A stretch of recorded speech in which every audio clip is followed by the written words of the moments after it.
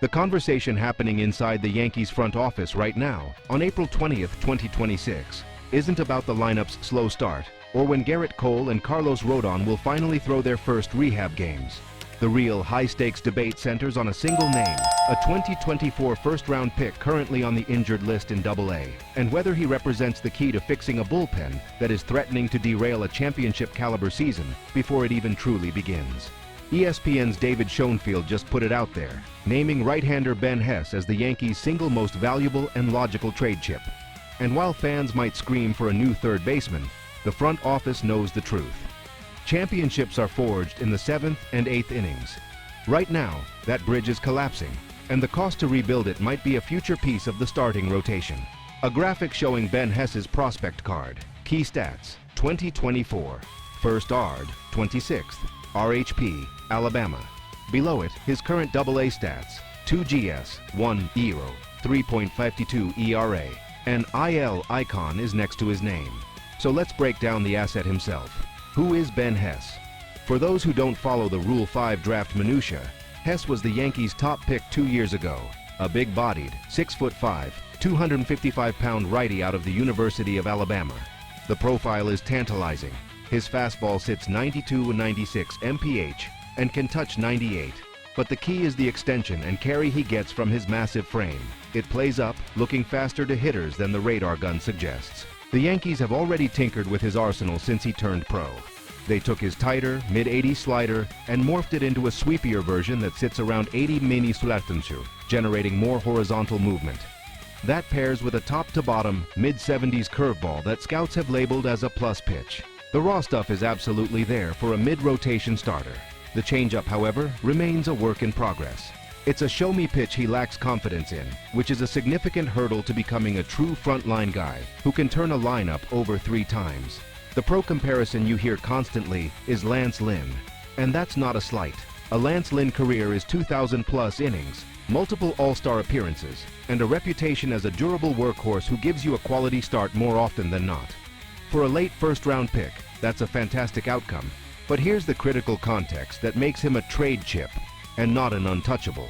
He's not the best pitching prospect in the system. He's not even number 2. The internal hierarchy places both Carlos Lagrange and Elmer Rodriguez ahead of him.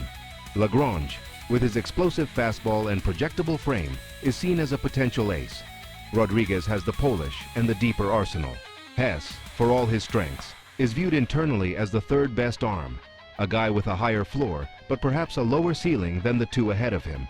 That makes him, in the cold calculus of roster construction, expendable for the right price. His current IL stint for a minor issue doesn't significantly impact his value, but it does add a layer of risk for any acquiring team. A montage of recent bullpen meltdowns. A walk, a home run. Boone taking the ball from a reliever. A graphic shows the current bullpen names: Bednar, Doval, Cruz, Hill, Hedrick. Narrator. Now let's pivot to the problem. Why is this conversation even happening in April? Because the bullpen has been a liability. On paper, a back end featuring David Bednar and Camilo Doval should be elite, and they have been, for the most part. The issue isn't the 9th inning, it's the bridge to the 9th inning. Aaron Boone is currently churning through options, trying to find someone, anyone, to reliably handle high-leverage situations in the 6th, 7th, and 8th. Fernando Cruz, Tim Hill, Brent Hedrick, they've all been given opportunities. The results have been a mixed bag of high walk rates, stranded runners being cashed in, and an inability to stop the bleeding when a starter exits early. The Yankees' run differential has suffered specifically in these middle innings. You can't sustain a 95-win pace when you're constantly handing leads back or letting close games get out of reach before your closers even get to warm up.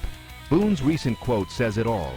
There's opportunity for these guys to continue to grab roles. Hopefully, some real key people emerge for us. That's manager speak for, I'm putting out an open casting call and nobody is winning the part. The potential return of Cole and Rodon could eventually push a starter like Clark Schmidt or Nestor Cortes to the bullpen, but that's a solution for late May or June. The team is dropping games now. They can't afford to wait. A mock-up of a Fangraphs or COTS baseball contracts page. Ben Hess's name is highlighted with pre-arbitration, team control through 2032. This is where the asset management component becomes paramount. From a general manager's perspective, Ben Hess is an incredibly valuable piece of currency. He's a former first-round pick on a cost-controlled rookie contract. He won't even be eligible for arbitration for years. He comes with 6 full seasons of Major League team control once he's on the 40-man roster and debuts. For a rebuilding team, or a small market team looking to acquire long-term assets, Hess is a golden ticket. He's a potential number 3 starter you can control for the better part of a decade for pennies on the dollar compared to a free agent. Trading that kind of asset for a reliever is a move you only make when you are in a clear championship window. You don't trade 6 years of a starting pitcher for a 2-month rental. That's malpractice. The target would have to be an elite, high strikeout, multi-inning reliever who is himself under team control for at least 2 or 3 seasons beyond 2026. Think of the impact Josh Hader had in his prime, or the value a young, controllable Mason Miller brought to the A's a few years back. That's the caliber of player the Yankees would demand. The financial implications are also a factor. While the Yankees are always near the top of the competitive balance tax, acquiring a pre-arbitration or early arbitration reliever in exchange for a prospect like Hess is a financially neutral move in the short term.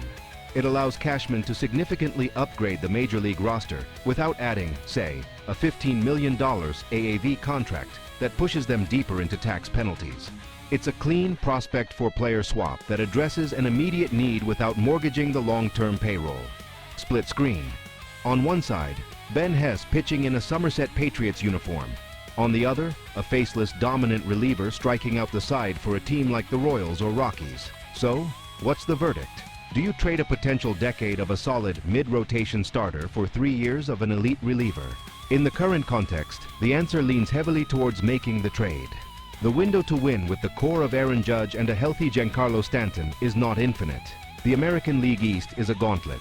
You cannot afford to have a glaring fatal flaw like a volatile middle relief corps. While the farm system is strong, the presence of Lagrange and Rodriguez provides the necessary cover to make a move like this. They are the future aces. Hess is the valuable chip that can be cashed in to win now. Brian Cashman's job is to weigh the potential of Ben Hess becoming the next Lance Lynn against the immediate need to secure leads for Garrett Cole and the rest of the rotation.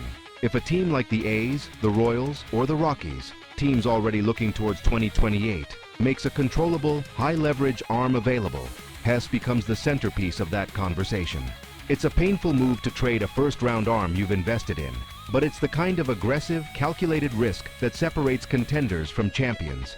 Don't be surprised if this rumor gains serious traction as we get closer to the summer. The need is real, the asset is logical, and the pressure to win at Yankee Stadium is constant. The channel's logo appears on screen. That's the inside look at the biggest trade discussion happening in the Bronx right now. It's a complex decision with massive implications for both the present and the future of the franchise. What would you do? Hold on to Hess or trade him for that lockdown reliever? Let me know your thoughts in the comments below. If you appreciate this level of in-depth analysis and want to stay ahead of the curve on all things Yankees, make sure you subscribe to the channel and hit that like button. We go beyond the box score to bring you the stories and strategies shaping the team. Thanks for watching.